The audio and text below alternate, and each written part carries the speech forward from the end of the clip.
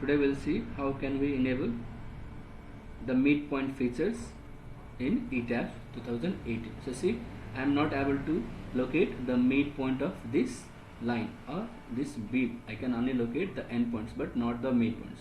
So let us see how can we enable and disable the midpoint features in Etabs. So let us go to draw option first. Draw option, there will get several options. So here you can see in the bottom there is a snap option. So go to snap option. So there you can see a set of options in this.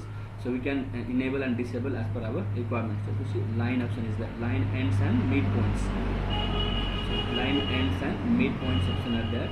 So what you can do, you can check it or uncheck it if you need to check it. And now we need to locate our midpoint. So we can check it this and then apply. And let us see if this is enabled or not.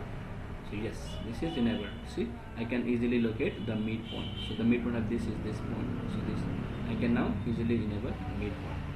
So this way, by going into draw option, snap option, and there is the series of options you can check and uncheck as per our requirement, and then you click apply. So you can easily activate and deactivate this way. So thank you for watching.